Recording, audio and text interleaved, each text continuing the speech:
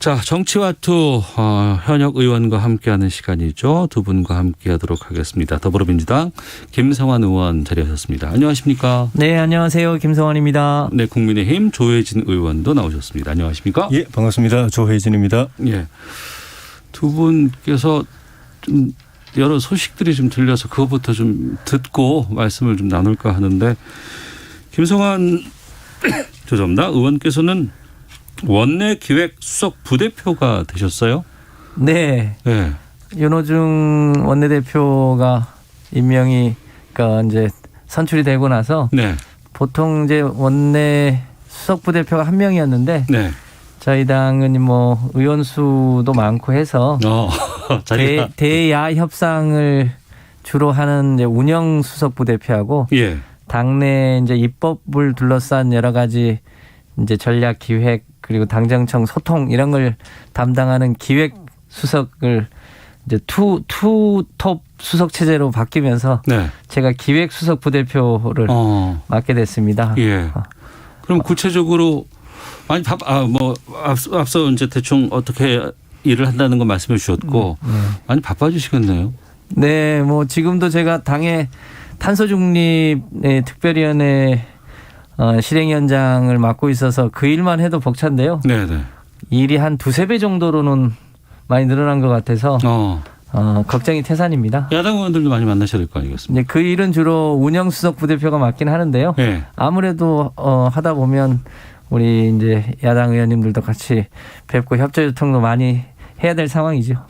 알겠습니다. 자, 김성환 더불어민주당 원내 기획수석 부대표께서 나와주셨고요. 그리고 조혜진 의원께서는 예. 국민의힘 당대표 출마를 공식 선언을 하셨습니다. 예. 언제 발표하셨어요? 지난주 금요일이요. 이게 국민의힘에서는 처음으로 지금 공식 선언하셨더라고요. 예. 언제부터 생각하셨습니까? 21대 총선 당선되고부터요. 되자마자 예. 이 상황을 예견하셨어요? 21대 3선으로 저를 보내주셨을 때 네. 저에 대한 기대가 어떤 거다라는 거, 당과 나라를 위해서 중요한 역할을 해야 된다라는 그 기대를 제가 몸으로 느꼈고 예. 뭐 정치라는 건 알 수는 없지만은 최소한 이제 21대 4년은 이번이 마지막이라고 생각하고 네. 후회 없이 모든 걸 다 쏟는다고 각오하고 왔고 또 이 시기가 이제 대선 앞두고 있는 시기이기 때문에 네. 당에서 중요한 역할을 맡아서 헌신을 해야 되겠다. 그냥 뭐 조언하는 위치가 아니고. 네. 그래서 작년 5월에 원내대표 1기 원내대표 원내 지도부 선거에 제가 나갔었죠. 예, 그렇습니다. 네, 그래도 안 됐고 이번에 다시 이제 원내 지도부 당 지도부 선거가 있는데 나가야 되겠는데 어느 게 제 역할에 맞을까 이 시기에 뭐니 해도 저희 당은 내년 대선 정권 교체가 제일 중요하고 네. 그것을 위해서 이제 범야권 대통합하고 후보 단일화하고 예. 그걸 하기 위해서 우리 당이 또 혁신하고 이 과제가 제일 중요한데 그 점에서는 원내대표보다 당대표의 제가 역할이 맞겠다 생각이 들어서 이제 그걸 판단하는데 조금 시간이 걸렸고요. 예. 판단하고 바로 그 다음 날 기자회견 했습니다. 그러시군요. 두 분께서 다 중책을 맡게 되셨고 또 중책을 위해서 지금 뛰고 계신 분이라서 당내 문제는 아마 좋은 얘기를 좀 제가 많이 좀 여쭤볼 수도 있을 것 같아서 바로 지금 시작하도록 하겠습니다. 먼저 김성환 의원님. 예. 지금 송영길, 우원식, 홍영표 세 후보가 지금 당대표 경선하고 있잖아요. 지금 분위기는 어떻습니까? 네, 저 2년 전에 제가 이해찬 당대표 비서실장을 했는데요. 그러셨죠. 네. 그때만 해도 대략 후보들이 정해질 때 이제 당선권이 어떤 분이 안정이다 이렇게 예측이 됐었는데 네. 이번에는 세 후보가 워낙 팽팽해서 실제로 뚜껑을 열어봐야 네. 당락이 결정될 것 같습니다. 굉장히 팽팽한 지금 상황입니다. 전당대회는 지금 어떻게 해서 선출하죠 지금? 저희 당은 이제 내일부터 이제 투표에 들어가는데요. 네. 이제 그 각 지역위원회별로 일종의 전국대의원이 있고요. 또 권리당원이 있고 네. 또 일반 당원이 있고 국민 여론조사가 있는데 네. 이 전국대 의원과 권리당원 비중이 압도적으로 높아서 이제 그 표결 결과에 따라서 좌우될 예정입니다. 네, 이런 건 야당에다 물어보면 말씀하기가 좀 편하실 것 같은데 세 분 중에서 누가 좀 이렇게 보이세요? 기동량으로는 예. 친문 색채가 조금 덜하다고 스스로 주장하시는 분. 예. 그 누굴까요? 뭐 그런 이야기가 있던데 특정인을 이야기하면 나머지 두 선배도 제가 좋아하는 형님들인데 아주 싫어하실 것 같아서. 예, 누구를 말씀하시는지 대략 알 것 같습니다. 예. 저도 언급하진 않겠습니다. 예. 그 중에 한 분은 저 18대 때 상임위를 같이 했던 선배님이고 또 한 분은 지금 상임위를 같이 하고 있는 선배님이고 그분들이 섭섭해하실 이야기는 안 하고 싶습니다. 예. 하지만 누가 되느냐에 따라서 뭐 당청 관계라든가 아니면은 야당과의 관계가 좀 달라질 수도 있고 분위기도 좀 바뀔 수도 있지 않을까 싶기도 한데 어떻게 보시는지요? 네, 뭐 우리 당의 이제 뭐 과제야 문재인 정부를 성공적으로 마무리하는 일, 또 정권 재창출을 하는 일, 그것을 위해서 우리 당의 대권 후보를 안정적으로 잘 관리 지원하는 일이 이제 새로운 당대표의 역할인데 세 분이 큰 차이가 있는 건 아닙니다만 그래도 약간씩 좀 당의 이제 4.7 재보선 결과를 반영해서 좀 크게 바꾸자는 분이 있고 그래도 조금 지키면서 바꾸자는 분이 있고 민생을 중심으로 새롭게 하자는 분도 계시고 약간의 방점의 차이가 있는데 이제 지금은 이제 그 차이가 좀 도드라져 보입니다만 누가 되더라도 또 한편으로는 쇄신하고 또 한편으로는 단합하고 그런 과정들을 거칠 텐데요. 약간의 이제 개성의 차이가 있기 때문에 뭐 그런 정도의 차이가 나타나지 않을까 싶습니다만 더 크게는 이제 국민들께 우리 당이 그동안 해왔던 것에 대해서 되돌아보고 또 새로운 비전을 어떻게 잘 국민들에게 선보이느냐 이런 과제인데요. 제가 보기에는 뭐 세 분 누가 되더라도 우리 당의 큰 틀 안에서 되지 않을까 싶습니다. 그래서 크게 차이가 날 거라고 생각하지는 않습니다. 5월 2일에 결정됩니다. 그렇습니다. 아, 그렇군요. 국민의힘은 조혜진 의원께서는 공식 출마 선언을 하셨고 10명이 넘는다는 얘기까지 들었어요. 15명, 16명? 그 정도는 아니고요. 자천타천으로 거론되고 있는 분들을 다 하면은 한 8명에서 10명 정도요. 뭐 이후에 더 나타난다면은 또 더 많아질 수는 있겠죠. 그 조영훈 전 원내대표께서는 당연히 나오실 것 같고. 현재 원내대표입니다. 어쨌든 자리를 갖고 계시니까. 사퇴 예고를 한 상태죠. 그리고 이제 조경태 의원도 출마하신다고 하고. 홍문표 의원. 김무성 의원. 김무성 의원은 잘 모르겠습니다. 그래서 갑자기 이야기가 좀 언급이 되는데 그 전까지는 거론된 분이 지금 말씀하신 분들 외에 권영세 의원, 윤영석 의원, 또 나경원 전 의원 이야기도 조금씩 있었고, 그리고 원 외에는 이준석 전 최고위원이 조금 이야기 있었는데 근래에도 언급이 안 되는 거 보니까. 초선 김웅 의원은요? 김웅 의원, 근데 상황이 좀 나아졌다고 판단하시는 건지 이렇게 많은 분들이 또 출마 의지를 표출하는 건 어떻게 보세요? 의욕이 생긴 거죠. 의욕이 생겼다. 그전에는 내년에 정권 교체 가능할까? 뭐 우리가 뭐 열심히 한다고 뭐 희망이 있을까? 괜히 막 힘만 빼는 거 아닐까? 이게 좀 낙심, 낙담. 이렇게 약간 체념 또는 뭐 패배주의 이런 분위기가 있어가지고 다들 축 처져 있었다고 볼 수 있죠. 그런데 이번 4.7 재보선에서 민심을 확인하고 우리가 잘하면 이 민심을 등에 업고 내년에 정권교체 제대로 한번 도전해 볼 수 있겠다는 생각들이 그러려면은 각자 힘을 모아야 되고 또 각자 자기 정위치를 찾아가지고 역할을 해야 된다. 그럼 내 역할은 뭘까? 어떤 분은 난 당대표, 원내대표 또는 최고위원 이렇게 적극적으로 나서는 분위기가 형성된 건 맞은 것 같습니다. 김성환 의원님, 야당의 이런 변화들 아닌 모습들 어떻게 보세요? 전통적으로 이제 지난번 대선은 일종의 이제 조금 특수한 상황에서 치러진 상황이라고 봐야 되잖아요. 그렇죠. 탄핵 이후에 그야말로 보궐선거였던 거죠. 탄핵의 민심 위에 치러진 선거였고 전통적으로 대선은 그야말로 일종의 51대 49로 결정된 예가 많았기 때문에 이제 그런 점을 감안해서 그 국민의 입장에서도 뭐 일방적으로 게임을 하나마나 하는 것에 비하면 훨씬 뭐랄까 박진감이 있고 또 그 과정에서 국민의 삶을 누가 더 진실하게 개선할 것인가에 대한 선의의 경쟁을 할 수 있다는 점에서 저는 뭐 바람직한 측면이 많이 있다고 생각합니다. 네. 저희는 저희대로 민생을 중심으로 더 개혁하고 쇄신하고 또 야당도 마찬가지로 그렇게 하면서 대한민국이 더 좋은 살기 좋은 나라가 되면 얼마나 좋겠습니까? 같이 선의의 경쟁을 하면 좋겠습니다. 예, 이렇게 그 원내대표 선거 아니면 당대표 선거 이렇게 여야 모두 공이 이렇게 당 지도부가 이렇게 바뀌고 상당히 분위기가 좀 이렇게 확 변할 수 있는 그런 시점이 대선 앞두고 온 건 참 이례적인 것 같아요.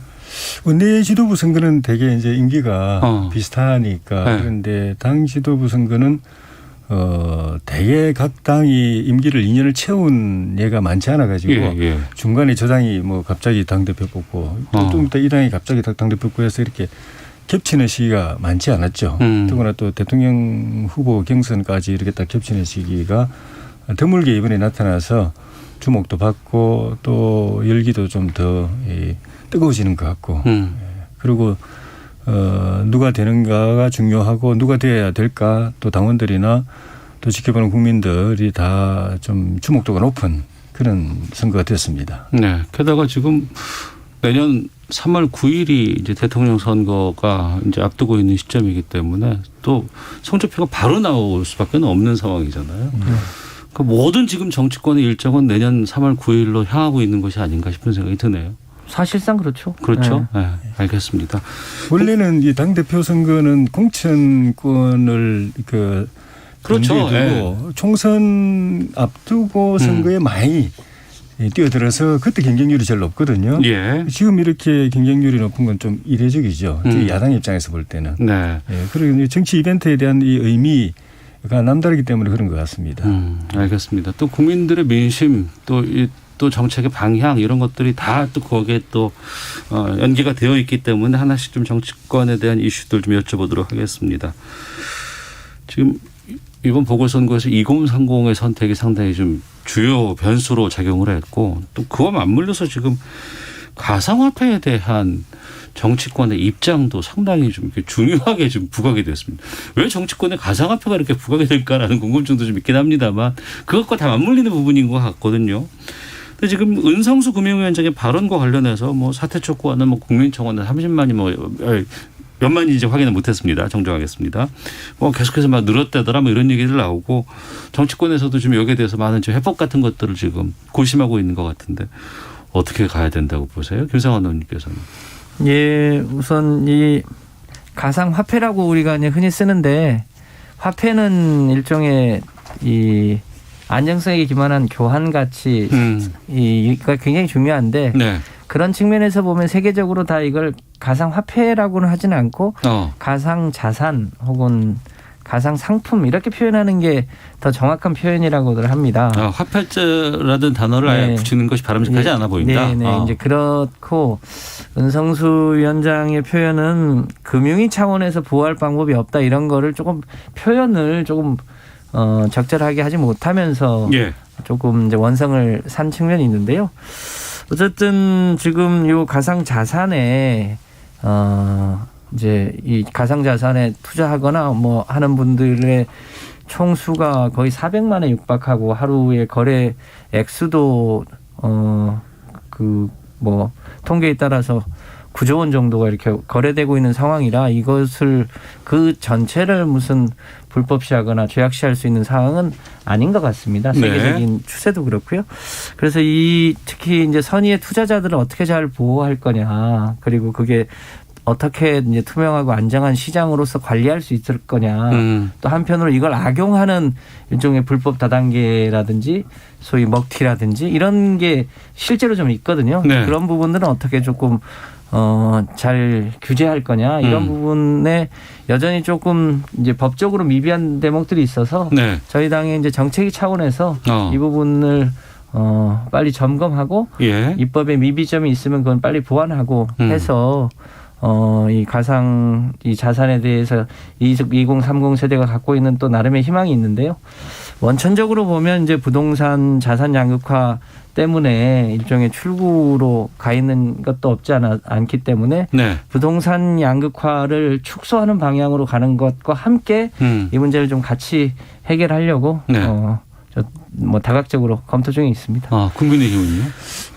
이 이슈는 그 2018년도에 그러니까 그 정치권 안팎에서 빨리 제도화해야 된다. 네, 그냥 방치하면 안 된다라고 했을 때 이제 박상기 법무장관이 그럴 필요 없다. 네. 이거는 이 보할 가치가 없는 자산 그런 시장이다라고 예. 하면서 이제 일축하고 그때부터 손 놓고 있는 상태였는데 최근에 들어가지고 이 시장이 급속히 확대되고 투자자가 엄청 늘어나고 특히 젊은 세대에 투자가 엄청 이게 그 확대되면서 또 이 시세의 등락이 변동성이 너무 커요. 너무 네. 커지고 네.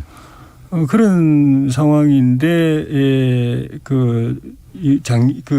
작년 말인가요? 국회에서 이 세법 개정해가지고 이 가상자산 그 거래 차익, 양도 차익에 대해서 세금을 매기게 됐다는 거거든요. 그 이제 세금 이제 구체적으로 내년부터 시행에 들어가서 세금이 매겨지는데 그 이제 과세가 도입이 됐고 그런데 또 근래에 보면은 우리 가상화폐 거래소 우리나라에서 규모 2번째 되는 거래소의 실소유주가 사기 혐의로 지금 이제 수사를 받는 그런 상황이 생겨가지고 이 시장에 대해서 굉장히 불안감이 조성 투자자들 중심으로 해서 피해 우려가 급속히 이제 확대되고 있는 상황인데 또 다시 이제 이 관리 책임, 감독 책임인 금융위원장이 그건 뭐 자산 가치 없는 거다. 그리고 제도화 안 한다. 보호할 가치 없다. 그러면서 세금은 걷어가겠다 이러니까 불안을 넘어서 가지고 불만 이제 폭발을 해버려서 더 이상 우리 그 정치권이 여야 할 것 없이 그냥 방치할 수 없는 단계가 돼 가지고 빨리 이거를 제도권 안에 흡수해 가지고 변동성, 위험성, 피해 가능성을 줄여야 되겠다는데 서로 공감대가 여야 공히 형성이 돼서 각 우리 야당도 안에 이제 TF로 만들어 가지고 대책을 지금 마련하고 있는 중입니다. 그러면 크게 세 가지 정도로 이게 정리가 될 것 같은데요. 하나는 뭐 지금처럼 그냥 놔두고 그냥 알아서 하세요. 뭐 그냥 그들만의 리그로 뭐 대박 난 사람 대박 나고 이렇게 해서 놔두는 경우가 이제 있는 거 하나가 있는 것 같고 아니다. 이거는 이게 바람직한 거래조차도 안 되는 거고 이거는 막아야 된다. 이게 왜 돈을 투자를 하고 이렇게 하느냐라고 아예 그냥 옥죄는 경우가 있을 것 같고 또 하나는 사람들이 많이 하니까 양성화는 시켜야 되겠는데 그냥 놔두고 양성화 시키다가는 이게 워낙에 사기도 많고 문제가 많으니 일정 정도의 규제를 해서 좀 양성화하고 좀 제도권에서 좀 보호하겠다 이런 차원이 있을 것 같은데 어느 쪽으로 정리가 될까요? 지금 가상화폐라는 이름으로 치자면 실제로 화폐 기능을 하지 못하기 때문에 가상화폐라기보다는 가상상품, 가상자산이라는 형태로 우리나라뿐 아니라 이제 세계적으로 일종의 주식시장 같은 곳에서 그 유사하게 거래되고 있는 게 사실이기 때문에 우리나라만 폐쇄하는 건 현실적으로 불가능해 보이고 지금 사회자께서 얘기하신 4만에 가깝게 하는 게 지금 현실적인 대안 아닌가 싶습니다. 우리나라만 있는 문제가 아니라 세계적으로 그런 이제 일종의 가상 자산에 대해서 일종의 투자하는 이제 기류들이 있는 거지 않습니까? 이제 그런 걸 감안해서 4만에 가깝게 문제 해결을 해야 되지 않을까? 일정 정도의 통제는 하면서 그렇습니다. 양성화시킬 수 있는 조지는 맞습니까? 사실 국민님도 그렇습니까? 사실 이 가상자산 시장은 우리나라 이 분위기를 보면은 이 다른 나라보다 앞서가야 될 김치 프리미엄이 어마어마하게 붙었대요. 앞서가야 될 상황인데 이 제도는 좀 뒤처지고 있거든요. 훨씬 더. 그래서 전 세계적으로도 지금 이거는 그 어느 나라 할 것 없이 규제를 하면서도 보호하고 시장을 안정화시키고 질서를 잡아가는 쪽으로 그렇게 이미 제도가 다 만들어져 있고 그런 측면에서 우리도 빨리 이걸 입법을 서둘러 가지고 네. 특히나 이제 세금까지 걷어가는 상황이기 때문에 보호는 안 하고 세금만 걷어간다면 이거는 사실 이거는 뭐 흔히 말로 조폭도 그렇게는 안 하잖아요. 장사를 보호하면서 자리세를 뜯어가는 건데 예. 그런 측면에서 예를 들면 뭐 공시를 도입을 한다든지 또 자금 채탁 같은 걸 이제 막는 방법을 또 장치를 마련한다든지 그런 위법 요소를 최소화하면서 그러면서 또 너무 이걸 죄악시해 가지고 규제 일면도로 가도 또 안 되고 네. 어느 정도 그 이용자 보호제도 도입하면서 그렇게 최대한 빨리 정상화시키는 것이 필요하고 그 부분에서 여야가 서로 빨리 힘을 모아가지고 제도를 만들 수 있을 것 같습니다. 알겠습니다. 청취자 의견 소개해드리고 기상청 교통정보 확인하고 돌아오겠습니다. 천태만상님은 지금도 다단계 현실은 합법과 사기가 함께하는 실정이고 이건 가상화폐, 가상자산 여기도 마찬가지라고 생각합니다. 고로 확실한 정보 조사로 법제화를 해야 합니다라는 의견도 주셨고 3199님은 가상화폐를 왜 국민 세금으로 보호합니까? 각자가 알아서 투자하는 것을 왜 보호해 주나요? 그럼 주식도 보호해야죠. 위험을 알고 투자하니 책임도 따라야 한다고 생각합니다라는 의견도 보내주셨습니다. 자, 날씨와 미세먼지 정보부터 좀 살펴보겠습니다. 윤지수 씨입니다. 네, 정치와 투 돌아왔습니다. 더불어민주당 김성환 의원, 국민의힘 조혜진 의원과 함께하고 있습니다. 자, 앞서 가상화폐에 대해서 이제 양당의 입장 상황 좀 들어봤고요. 보궐선거 관련해서 또 하나 또 중요한 이슈로 떠오른 것은 부동산 관련한 부분이었습니다. 부동산의 민심이 이번 보궐선거에 반영된 것이다라는 분석이 상당히 많았고 민주당은 당내 부동산 특위를 공식적으로 오늘 또 출범을 하기도 했습니다. 네. 그만큼 심각성을 받아들인 입장인 것 같은데 근데 기존의 방향을 바꾸겠다는 것인지 아니면 결은 그대로 가긴 가는데 약간의 미세 조정을 하겠다는 것인지 좀 명확하게 안 나오는 것 같은데 어떤 방향으로 지금 정리가 되고 있습니까?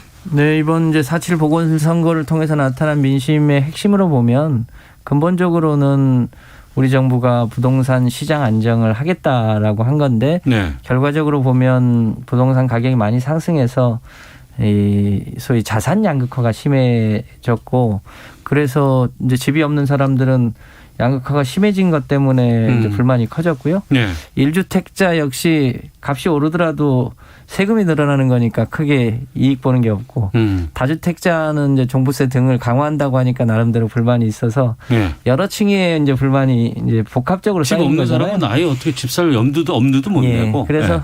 궁극적으로는 이 부동산 자산 양극화를 축소하는 방향으로 하고 네. 그래서 다시금 무주택자가 희망을 가질 수 있도록 하는 게 이제 핵심이고요. 네. 1주택자는 값이 오르나 내리나 간에 큰 이익을 보는 게 아니지 않습니까? 이제 그런 면에서 1주택자를 이제 두텁게 보호할 수 있도록 하고 네. 다주택자는 뭐 현재와 같이 좀 세금을 내더라도 보유를 하겠다고 하면 네. 보유를 하고 그렇지 않으면 시장에 물건을 내놔서 집 없는 사람이 주택을 소유하거나 혹은 안정적에 주거할 수 있도록 하는 그 기조하에 미세 조정할 거는 하고 네. 조금 더 근본적으로 손을 봐야 될 대목은 손을 보고 이런 기조하에 지금 정책 검토를 본격적으로 시작한 상황입니다. 네, 조혜진 의원님, 국민의힘은 네. 그동안 줄기차게 여당의 부동산 정책에 대해서 비판적인 입장을 계속 내놨었는데 예.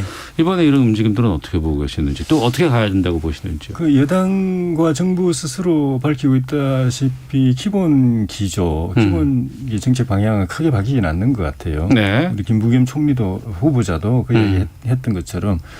그런데 부동산 문제는 저는 기본적으로 정부의 개입은 보조적으로 해야 된다는 생각입니다. 네. 기본 시장이나 이 그 업계가 또 민간의 수요가 돌아가도록 그냥 두면서 보조적으로 보완적으로 조정력을 해야 되지 정부가 주도해가지고 이걸 딱 움켜쥐고서 마음대로 이게 해결해 보겠다고 하는 것 자체가 좀 과욕이고 그렇게 해서 풀리지 않는 거다고 생각이 들고 네. 또 그 기본 원칙이 그 공공보다는 민간 우선 그리고 시장 우선 그리고 그 규제보다는 공급 우선 네. 그렇게 해야 이 정도라고 보는데 지금 이렇게까지 시장이 엉망이 된 거는 정부 여당이 이제 그거하고 반대쪽으로 공공이 중심주 움켜잡고서 또 공급보다는 뭐 규제 또는 수요 억제 이런 쪽으로 가고 했던 그런 것들이 이런 역작용을 낳았는데 그걸 바꿔야 되는데 네. 그것까지 바꿀 생각은 없는 것 같아서 이게 개선이 될 수 있을까 좀 두고 봐야 되겠다는 생각이 들고 예. 그런 점에서 저는 우리 이번에 새로 취임한 서울시장이라든가 우리 당 출신의 부산시장이라든가 이런 분들도 정부 여당이 이 부동산 정책을 잘못해가지고 민심에 어떤 회초리를 맞았다고 해서 네. 섣불리 우리가 다르게 한번 해보겠다 또는 뭐 차별을 해보겠다. 네. 다른 정책으로 한번 그 시도를 해보겠다. 이거 함부로 하지 말라고 제가 공사 간에 좀 이야기를 하는 게 이게 이 정부의 능력도 문제지만은 이 부동산 이 자체가 굉장히 고차방정식이고 정말 어려운 일이기 때문에 민감한 부분이죠. 네. 특히 기존의 정부 정책과 다른 정책을 지도하려고 하면은 충분히 깊이 생각하고 하신 대로 검증하고 예. 효과를 테스트하고 또 좀 시범적으로 해보고 이렇게 해야지 막 그냥 기존 정책 다 그냥 밀어내고 새 정책 이거는 저는 우리 당 그 시장들도 그거는 좀 유의해야 된다고 봅니다. 그러면 지금 그 부분 한번 좀 디테일하게 좀 여쭤볼게요. 뭐 종부세 관련해서 특히 이제 야당의 이제 시장들이라는 차라리 지자체에다가 넘겨달라라는 주장도 지금 나오고 있는 상황이기도 하고. 그리고 종부세 이거 너무 부담된다라고 해서 얘기를 하니까 아니다. 정작 종부세를 내는 사람들은 4% 전국의 4% 미만이다 이런 얘기를 하고 있는 입장이거든요. 그리고 종부세는 좀 후순위로 좀 밀리는 입장인 것 같고 재산세가 또 있지 않습니까? 종부세와 재산세가 이제 두 가지가 어찌 보면 같이 내는 사람도 있고 재산세만 내는 사람들이 있는데 재산세 부담을 앞서 말씀하신 것처럼 1주택자는 재산세 부담이 값이 올랐기 때문에 확 느는데 이걸 좀 줄여주겠다는 것으로 고민하고 있다고 하는데 좀 확인해 주실 수 있겠습니까? 그러니까 저희가 그 주택의 공급, 예. 세제, 금융, 복지 이런 걸 전반적으로 다 검토하고 있는 건 이제 사실이고요. 어느 정도 수준으로 하는 게 적절하냐에 대해서는 네. 아직까지 뭐 정해진 건 없습니다만 이제 조세 정책이라고 하는 거는 예컨대 이제 시장에서 가격이 오르더라도 그것을 받아들이는 사람들의 일종의 충격을 흡수할 수 있는 일종의 임계치라는 게 있거든요. 네. 그러니까 시장이 올랐으니까 그만큼 세금 내 이렇게 할 수 있는 입장이 아닌 거죠. 특히 1주택자 입장에서는 적정하게 부동산 가격이 오르면 뭐 그것에 맞는 세금을 내긴 내야 하지만 적절하게 이렇게 그거를 이제 수용할 수 있는 한계치나 탄력치들을 두고 네네. 하는 게 맞는데 그런 안전장치를 만들지 않으면 갑자기 이 재산세가 갑자기 많이 올라갈 수도 있고 그런 요지들이 있어서 저희가 그거를 세심하게 들여다보면서 네. 뭐 적정하게 이제 조세를 부담할 수 있는 범위 내에서 조절할 수 있는 방법이 어디까지일지를 좀 검토 중에 있습니다. 네, 이런 의견은 만약에 혹시라도 이게 공론화가 된다 그러면은 국민의힘도 전향적으로 좀 입장이 있으시겠네요. 예, 민주당에서 나오고 있는 보완 의견들은 뭐 기본적인 방향은 그 일리가 있다고 생각이 들고요. 예. 일단 민심이 이렇게 반발하는 거는 내 집 마련 좀 전에 말씀하신 내 집 마련의 꿈이 날아가 버린 거. 네. 그다음에 이 부동산 폭등으로 해서 자산 격차가 너무 많이 나버린 거. 그리고 또 그걸 문제를 해결한다고 여러 가지 입법을 강행을 했는데 그게 토끼머리식으로 해가지고 선량한 실수요자들까지 투기꾼으로 몰려가지고 세금 내야 되는 거. 네. 그런 것들인데 이거는 저는 이번 기회에 조금 좀 민주당이 그 결자 해지로 우리가 이 법을 잘못 만들었네 이렇게 인정하기가 좀 그들지 몰라도 네. 그건 좀 명백하게 좀 무리했고 잘못되고 그 당시에도 이건 잘못됐다는 지적이 있었는데도 강행했으니까 그거는 제고하는 좀 조치를 좀 고민해 봤으면 싶습니다. 알겠습니다. 저희 시사본부 방송이 12시 20분부터 이제 2시까지 이제 항상 하기 때문에 김성환 의원께서 지금 2년 넘게 이 정치와투를 쭉 함께 해 주셨는데 하필이면 또 부대표단 일정하고 이 시간이 겹치기 때문에 김성환 의원께서 오늘 시사본부 마지막 출연 시간이에요. 저희가 확인해봤더니 2018년 11월 6일 날 첫 방송을 해 주셨거든요. 2년 반 넘게 함께 찾아주셨습니다. 너무 아쉽고 청취자 여러분께 한 말씀 인사해 주시죠. 네. 예, 우리 KBS를 사랑하는 시청자, 애청자, 청취자분들께 감사의 말씀 드립니다. 제가 많이 부족했는데 이런 기회를 통해서 공부할 기회도 주시고 또 여러분들과 함께 이제 제가 잘 모르는 부분도 여기 나오는 것 때문에 또 공부를 하게 되고 그렇게 해서 참 유익한 시간이었고요. 특히 중간에서 사회 보시는 일이 쉽지 않은데 우리 이 오태훈 사회자님의 그 뭐랄까 현명한 뭐랄까요 이제 사회자로서의 더듬지 마시고요. 제가 처음으로 더듬나요? 또 도움도 참 많이 받았습니다. 너무너무 감사드리고요. 이 제작하시는 분들께도 감사드리고 직접 이렇게 정기적으로 찾아뵙기는 어렵겠습니다만 네. 앞으로도 여러 가지 기회를 통해서 우리 KBS의 청취자분들하고 늘 함께하겠다는 말씀드립니다. 알겠습니다. 고맙습니다. 우리 조혜진 의원님께도 감사의 말씀드립니다. 제가 올들링 사인을 불러드릴까요? 자, 정치마트 마쳐야 될 시간이고요. 1179님의 의견으로 마무리 짓겠습니다. 김성환 의원님 바쁘시더라도 오태훈의 시사본부에는 이슈 있을 때마다 나와주세요. 조혜진 의원님 꿈을 이루시길 바랍니다. 이렇게 의견 보내주셨습니다. 두 분 고맙습니다. 고맙습니다. 감사합니다.